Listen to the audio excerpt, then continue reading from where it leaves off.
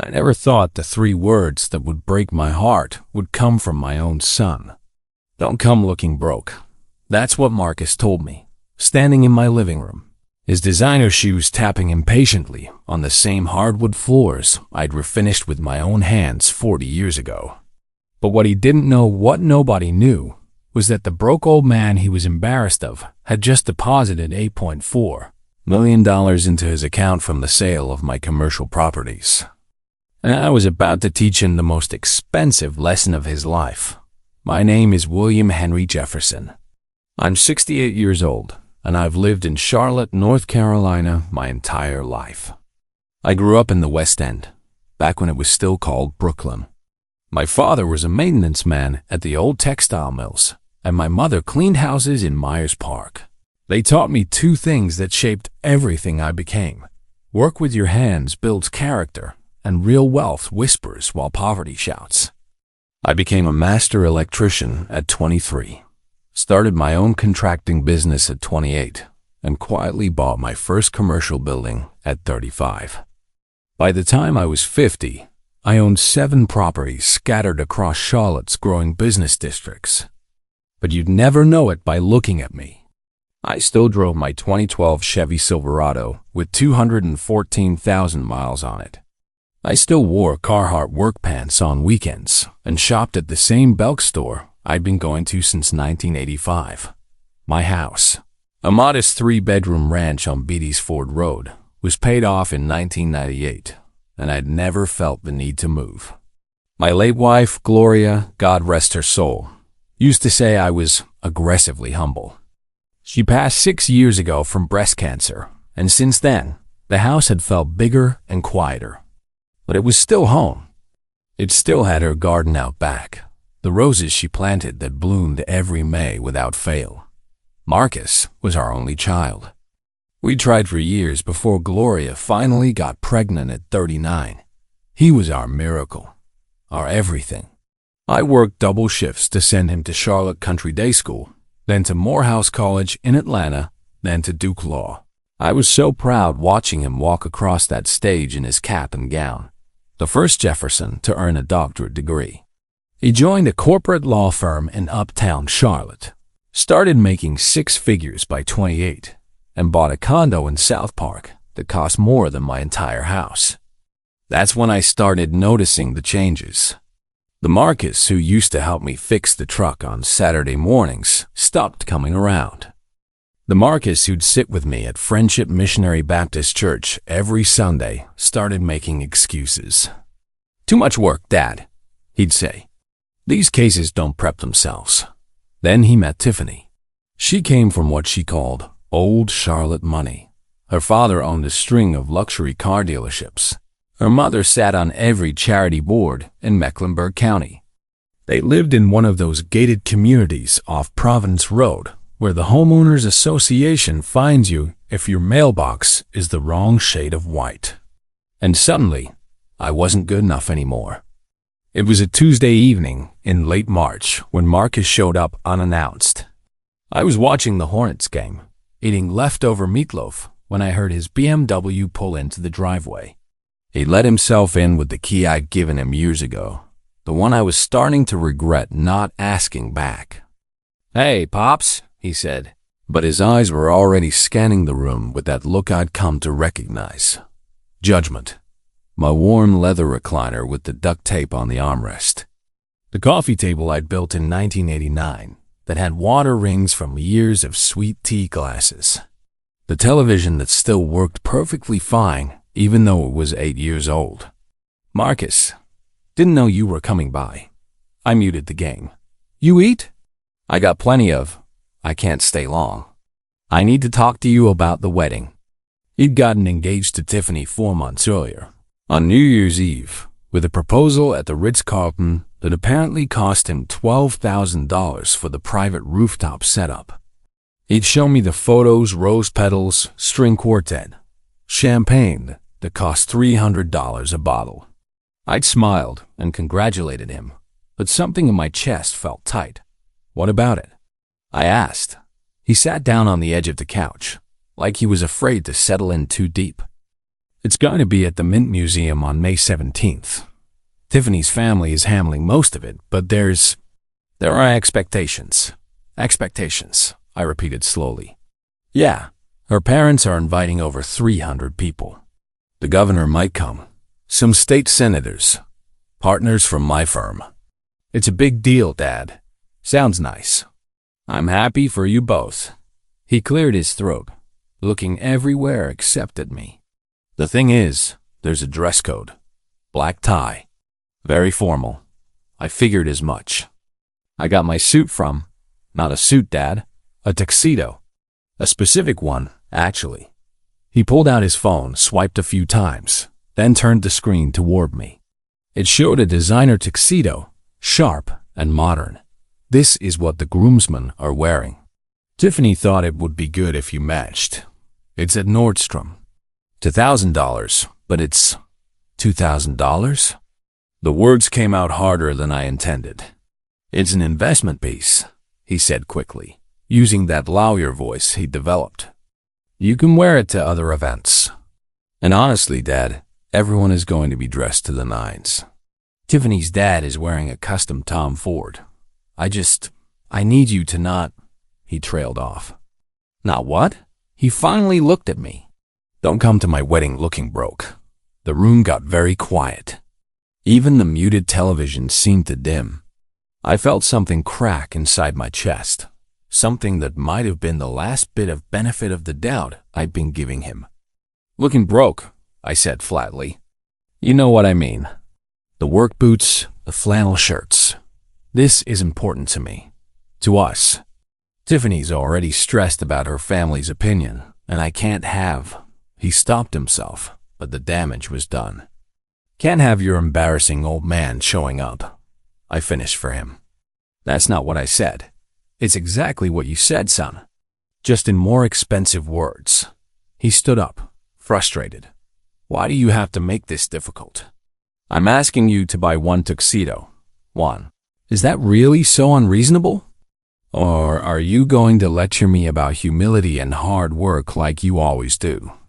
I turned off the television completely.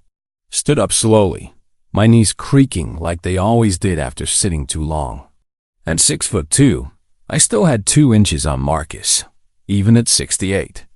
Let me ask you something. Do you know how much I paid for your first car? Dad, come on. $14,000. Cash. You know how much your Morehouse tuition was? $162,000 over 4 years. Duke Law? Another $190,000. Your apartment deposit when you graduated because you didn't have first and last month's rent saved? $4,000. Should I keep going? His jaw tightened. I never asked you for any of that. You didn't have to ask. That's what fathers do. But somewhere along the way, you forgot where you came from. Forgot who raised you. I haven't forgotten anything. I'm just trying to build a life, have a career. I'm sorry if I don't want to live in the same house for 50 years or drive a truck that's held together with prayer and bondo. That one landed. I felt it in my spine, in the place where pride lives. Get out, I said quietly. What? Get out of my house, Marcus. Go home to your fancy condo and your fancy fiancé. But do me a favor, take that key you got and leave it on the table. He stared at me like I'd slapped him. You're seriously kicking me out over a tuxedo? I'm not kicking you out over a tuxedo. I'm asking you to leave because I raised you better than this. And right now, I don't recognize the man standing in front of me. For a second, I thought he might apologize. Might remember the values Gloria and I spent 32 years trying to instill. But he just pulled the key off his ring, dropped it on the coffee table with a sharp clink, and walked out. The BMW's engine roared to life, and then he was gone. I sat back down in my recliner and didn't move for an hour. That night, I couldn't sleep. I kept replaying Marcus's words. Don't come looking broke, like I was some kind of liability. Some embarrassment to be managed. Gloria's picture sat on my nightstand, the one from our 25th anniversary at Lake Norman. I picked it up, traced the glass with my thumb. What would you do, baby? I whispered to the empty room. but I knew what she'd say. She'd tell me to love him anyway, to show up anyway, to be the bigger man. That's what she always did, found the grace I couldn't find on my own. So the next morning, I made a decision. I wasn't going to argue with Marcus, wasn't going to fight, but I wasn't going to be disrespected either. I got dressed, climbed into my Silverado, and drove to my accountant's office on East Boulevard. Sharon Williams had been managing my books for 23 years. She was a sharp woman in her 50s, wore red-framed glasses, and never missed a decimal point. When I walked in, she looked up from her computer and smiled. William Jefferson. Let me guess tax question. Not today. I need to know exactly how much cash I'm sitting on. She raised an eyebrow. Liquid assets? Everything. Properties, retirement accounts, stocks, the whole picture. She typed for a minute, pulled up screens, cross-referenced accounts. Then she turned her monitor toward me. As of this morning, you're looking at approximately $8.6 million. That includes the sale of your East Trade Street property last month that just cleared. The Tryon Street building is in escrow, but should close by the end of April, which would add another 1.2. So close to 10 million, give or take. You've done well, William. Very well. I sat back in the chair. $10 million.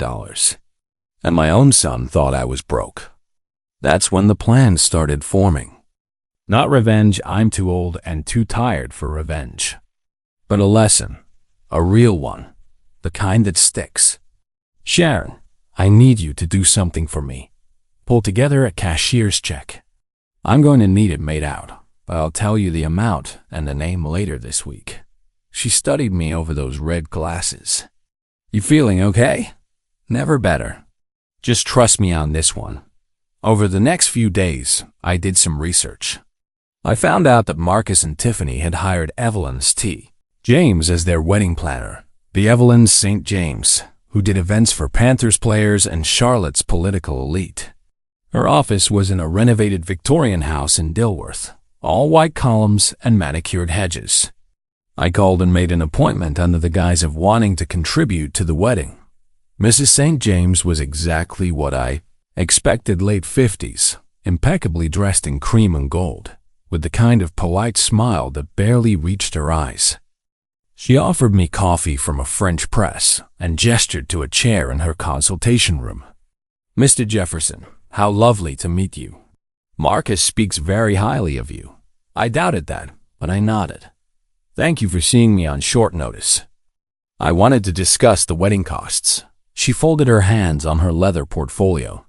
Of course, the total contracted amount is $247,000. That includes venue, catering, florals, photography, videography, entertainment, and coordination services. Tiffany's parents have covered 60% as agreed.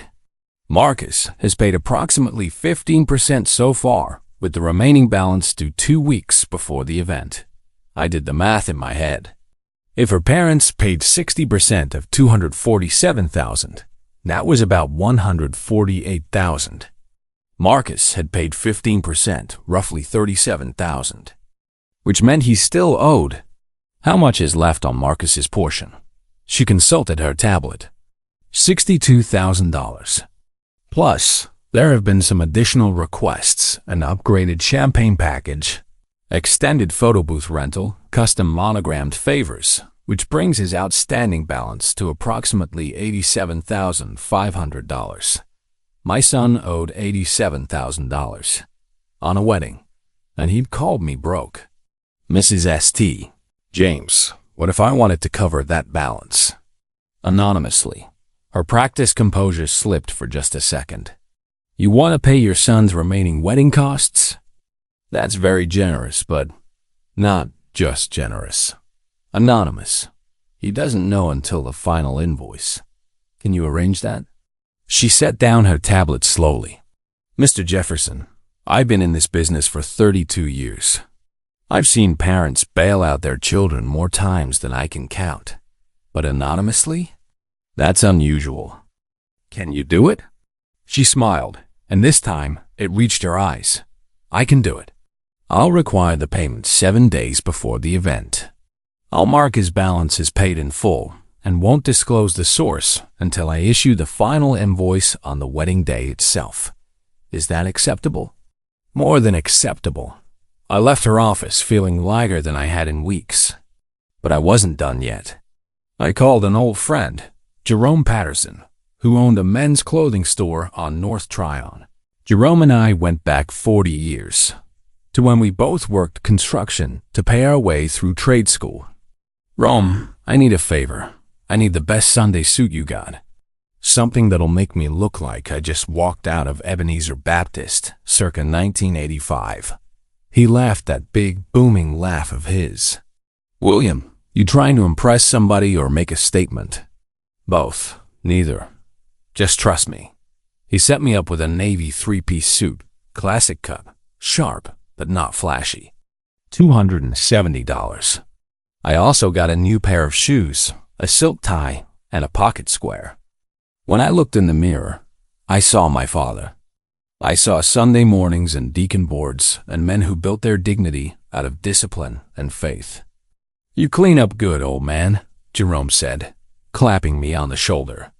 "I've had practice." The weeks leading up to May 17th were quiet. Marcus didn't call, didn't text. Tiffany sent me a formal invitation in the mail, my name printed in elaborate script, Mr. William Henry Jefferson. No +1. Gloria would have been my +1.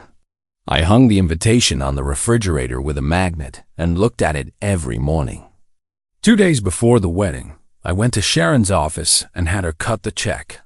$87,500.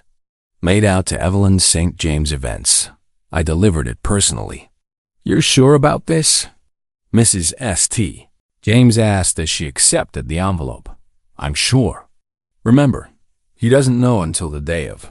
He's a lucky young man, whether he realizes it or not. We'll see," I said. The morning of May 17th dawned bright and clear. The kind of perfect Carolina spring day where the sky is so blue it almost hurts. I got up at 6, made my coffee, sat on the back porch, and watched Gloria's roses sway in the breeze. The wedding wasn't until 4, ceremony at 5. I had time. I thought about not going. I really did. It would have been easier to stay home, send a gift, let Marcus have his perfect day without the broke old man in the room. But then I thought about Gloria, about what she sacrificed to raise that boy right. And I thought about my own father, who taught me that showing up, even when it's hard, even when you're not wanted, is what men of integrity do. So I showered, shaved, put on that navy suit, knotted my tie the way my father taught me in 1971, slipped Gloria's wedding ring onto my pinky finger, the one I'd worn on a chain since she passed, and I drove my Silverado to the Mint Museum. The parking lot was filled with Mercedes, Teslas, Range Rovers. My truck stuck out like work boots at a ballroom dance. I parked in the back, away from the main entrance, and made my way inside. The Mint Museum had been transformed. White flowers everywhere, roses, peonies, hydrangeas arranged in towering displays. String lights wrapped around columns. A string quartet played Vivaldi near the grand staircase. Women in gowns that probably cost more than my monthly mortgage glided past. Men in tuxedos that fit like they were born in them. I saw Tiffany's father, a tall man with silver hair, holding court near the champagne fountain. He wore the Tom Ford tuxedo Marcus had mentioned, and he looked like money given human form. I found a seat in the back of the ceremony space, 5th row from the rear, next to an older couple I didn't recognize. The woman glanced at my suit, then at her husband's tuxedo, but she smiled politely. I nodded back. The ceremony was beautiful. I'll give them that. Marcus stood at the altar in a tuxedo that probably cost as much as my truck payment, looking proud and nervous. Tiffany floated down the aisle in a dress that had to be $20,000 if it was a penny, all lace and crystals and train for days. The officiant talked about love and commitment and partnership. I wondered if Marcus remembered any of the lessons about partnership his mother and I taught him. They said their vows, exchanged rings, kissed to applause. And just like that, my son was married. The reception was in the museum's grand hall. Tables set with gold chargers and crystal glasses and centerpieces that could have fed a family for a month. I found my name at table 14, tucked in the corner near the kitchen doors. Tiffany's sorority sisters were at table 3. Marcus's law partners were at table 5. I was at 14 with some distant cousins I'd met twice and a couple who I think were neighbors of Tiffany's parents. I sat down, drank my water, and watched. Watched Marcus and Tiffany make their grand entrance to Beyoncé and Jay-Z. Watched them cut a 7-tier cake that was a work of art. Watched Tiffany's father give a toast about 2 families joined together in prosperity and tradition, which I guess didn't include the Jefferson side since he never mentioned us once. I was halfway through my salmon entree when I saw Marcus making his way toward my table. My stomach tightened. He had that look, the one he got when he was about to handle an unpleasant situation, deal with an inconvenience. He reached my chair, leaned down, and his voice was low and tight. "Dad, can I talk to you?" "Outside. We're in the middle of dinner, son. Now, please." I set down my fork, excused myself from the table, and followed him out to the museum's side terrace. The sun was setting, painting the Charlotte skyline in oranges and purples. It should have been peaceful. It wasn't. Marcus turned on me, and I could see the champagne courage in his eyes. "What the hell are you wearing?" "A suit, same as I've worn to church for 40 years. This is my wedding, Dad." "My wedding? I specifically asked you told you to wear a tuxedo, and you show up in this?" He gestured at my suit like it was covered in mud. "It's clean. It's respectful. It's appropriate. It's embarrassing." His voice rose. Tiffany's dad asked me who the maintenance worker was sitting in the back. Do you know how that made me feel? Something in me went cold and still. The maintenance worker. Your grandfather was a maintenance worker, Marcus. He put food on the table and a roof over my head working maintenance. You think that's something to be ashamed of? That's not what I meant. It's exactly what you meant. You're ashamed of me. Ashamed of where you come from. Ashamed that I don't drive a BMW or live in South Park or wear a watch that costs more than most people's. Rent. You're making this about class when it's about respect. I asked you to do one thing. One simple thing. And you couldn't even do that. You had to make some kind of point. Be difficult. Show everyone that you're too good for. Mr. Jefferson? We both turned. Mrs. Evelyn St. James stood in the terrace doorway, her face composed but her eyes sharp. She was holding a leather folder. "I'm sorry to interrupt," she said, though her tone suggested she wasn't sorry at all.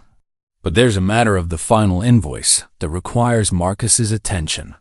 Marcus sighed, irritated. "Can it wait?" "I'm in the middle of... It cannot wait. It pertains to the payment made this morning." "I paid my portion weeks ago," Marcus said dismissively. "If there's an issue with my in-laws' check, talk to them." Mrs. St. James stepped fully onto the terrace, and I saw something in her expression, a kind of satisfaction I'd seen before in people who were about to deliver well-deserved truth. "There's no issue with your in-laws' payment, Marcus. The issue is that you didn't pay your portion weeks ago. In fact, as of 3 days ago, you had an outstanding balance of $87,500. Marcus's face went white. "What? No, I paid. You paid $37,000 in incremental payments over 4 months. The balance was settled on May 14th by cashier's check." She opened the folder and pulled out a document. "I was instructed to deliver this invoice to you during the reception. The remaining balance was paid in full by your father." She turned the document so Marcus could see it. I watched his eyes scan the page, watched the color drain from his face, watched his mouth open and close like he couldn't find words. "Dad," he started, but I held up my hand. $87,000, Marcus. That's what you owed on this wedding you were so desperate to make perfect. And you couldn't even call me. Couldn't ask for help. Instead, you told me not to come looking broke. I turned to Mrs. St. James. Thank you for delivering this. I appreciate your discretion. She nodded. For what it's worth, Mr. Jefferson, it's been an honor working with you. True gentlemen are rare these days. She left us alone on the terrace. Marcus stood there, the invoice shaking in his hands. You paid for my wedding, he said numbly. Part of it? The part you couldn't afford because you've been living beyond your means, trying to impress people who don't matter. Why didn't you tell me? Why didn't you? Because you needed to learn something, son. You needed to learn that the money isn't what makes a man. The fancy cars, the designer clothes, the $300 champagne, none of that means anything. Your mother and I raised you in that house on Beatty's Ford Road, and we raised you well. We loved you, sacrificed for you, gave you every opportunity. And the first chance you got, you traded us in for something shinier. Tears were running down his face now, ruining his perfect wedding day makeup.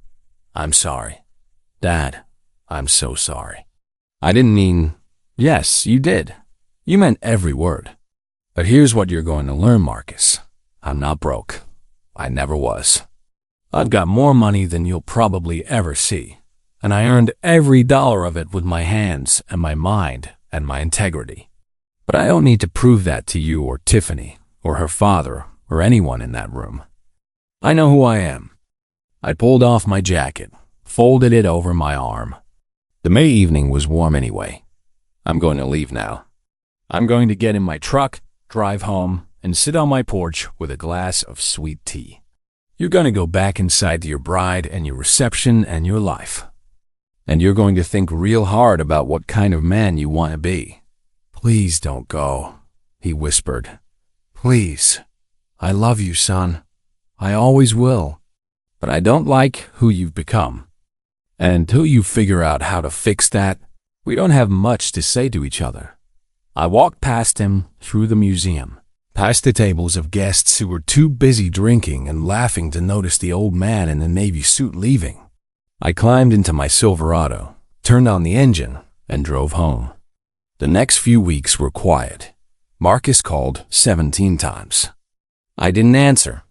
He sent text messages, long ones, full of apologies and explanations.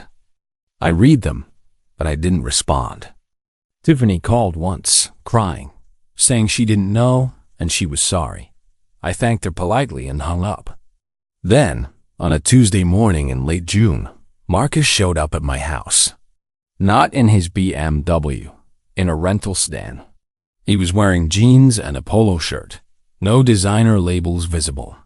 He knocked instead of using his key, which he didn't have anymore anyway. I opened the door. Marcus, can I come in? I stepped aside. He walked into the living room and looked around like he was seeing it for the first time. The duct-tape recliner, the handmade coffee table, the old television, the photos of Gloria on the walls. I've been doing a lot of thinking, he said. A lot of therapy, actually. Tiffany insisted after the wedding. We've been talking about values and priorities and where I went wrong. That's good, I said carefully. I was wrong, Dad, about everything. The tuxedo, the things I said, the way I treated you. I got so caught up in trying to fit into Tiffany's world that I forgot my own. Forgot who raised me, what you and Mom sacrificed. I'm ashamed of myself. I sat down in my recliner. He sat on the couch, in the same spot he'd sat when he told me not to come looking broke. Shame is a starting place, I said. But it's not a destination. What matters is what you do next. I want to make this right. I want to pay you back the $87,000. I don't want your money, Marcus. Then what do you want? I thought about that for a long moment. Looked at Gloria's picture on the mantel. Looked at the young man sitting across from me. My son, my legacy, my greatest accomplishment, and my deepest disappointment all wrapped into one. I want you to remember where you come from. I want you to understand that character isn't something you can buy, and respect isn't something you can demand. I want you to treat all people with dignity, whether they're wearing a Tom Ford tuxedo or a Carhartt jacket. And I want you to teach those lessons to your children someday. He nodded, wiping his eyes. I can do that. I will do that. Then we'll start there. It wasn't perfect. Relationships never are after they've been broken. But over the following months, I saw changes. Marcus started coming to church again, sitting next to me in the pew my father used to occupy. He and Tiffany came over for Sunday dinners, and Tiffany, to her credit, learned to make my mother's cornbread recipe. Marcus asked questions about my business, about how I built my wealth, and for the first time, he listened instead of just waiting to talk. In September, I set up a trust fund, not for Marcus, but for my future grandchildren. $3 million, managed by Sharon, to be released for education, first homes, and starting businesses when the time came. I told Marcus about it one Sunday afternoon while we were working on his mother's rose garden. I'm leaving you the house and enough to be comfortable, I said. But the real wealth goes to the next generation. They'll have opportunities, but they'll also have expectations. What kind of expectations? That they'll know the value of $1, that they'll respect where they came from, that they'll understand money as a tool, not an identity. He rested on his shovel, looked at the roses Gloria had planted so many years ago. She'd be proud of you, Dad, for teaching me what she couldn't anymore. She'd be proud of you for learning, son. That's the harder part. The wedding photos came back in October. Tiffany brought them over.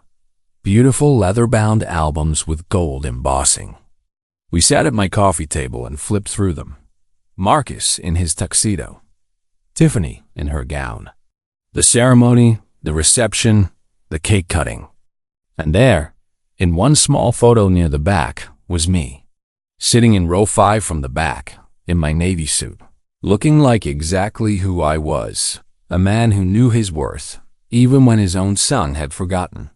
Can I keep this one? I asked, pointing to the picture. Of course, Tiffany said. Why that one? Because it reminds me of something important. That showing up is more valuable than showing off. I had the photo framed and put it on the mantle next to Gloria's picture. Some people might see an old man in an out-of-fashion suit at a fancy wedding. But I saw something different. I saw dignity. I saw integrity. I saw a man who loved his son enough to let him fail and humble enough to help him succeed anyway. Marcus never did pay me back that $87,000. I never asked him to. The money wasn't the point. It never was. The point was the lesson. And sometimes the most expensive lessons are the ones that stick. 6 months after the wedding, Marcus made partner at his firm. He called me from his office, excited and proud. I did it, Dad. Youngest partner in the firm's history. Congratulations, son. Your mother would have been so proud. I couldn't have done it without you. The work ethic you taught me, the integrity, the focus. I used to think success was about the appearance, but it's about the foundation. You gave me that foundation. I smiled into the phone. You gave yourself that foundation, Marcus. I just reminded you it was there. We had dinner that night at a steakhouse uptown, Marcus's treat. He wore a nice suit, but not an ostentatious one. He drove the BMW, but he didn't apologize for my truck when we met in the parking lot. And when the server brought the check, Marcus paid without making a show of it, without needing anyone to see the black credit card or comment on the price of the wine. Progress. That's what growth looks like. Not perfection, but progress. As I drove home that night, past the neighborhoods I'd wired and the buildings I'd owned, and the streets I'd walked for 68 years, I thought about legacy. Not the money in the bank, or the properties I'd sold, or the trust fund waiting for grandchildren who didn't exist yet. But the lessons, the character, the values that outlast any balance sheet. My father was a maintenance worker who never made more than $30,000 in his best year. but he taught me honor. My mother cleaned houses and raised me to believe I could be anything I wanted. Marcus wore a $2,000 tuxedo to his wedding, and I wore a $200 suit. But in the end, we both learned the same thing, that worth isn't measured by what you wear or what you drive or where you live. It's measured by how you treat people when no one's watching, by what you teach your children, by whether you can look in the mirror and recognize the person staring back. I never told Marcus about the full extent of my wealth. He still doesn't know about the $9.8 million sitting in various accounts and investments. Maybe someday I'll tell him. Maybe I won't. It doesn't matter. What matters is that he learned the lesson Gloria and I spent 3 decades trying to teach him. And on a warm September evening, when Marcus and Tiffany announced they were expecting their first child, I sat in my duct-taped recliner and cried tears of joy. Not because I was going to be a grandfather, though that was wonderful, but because I knew, deep in my bones, that the lessons had finally taken root. That child would know their grandfather, would hear stories about great-grandparents who worked maintenance and cleaned houses and built something from nothing, would learn that broke is a mindset, not a bank balance, and would grow up understanding that the best inheritance isn't money, it's character. And character, unlike a $2,000 tuxedo, never goes out of style.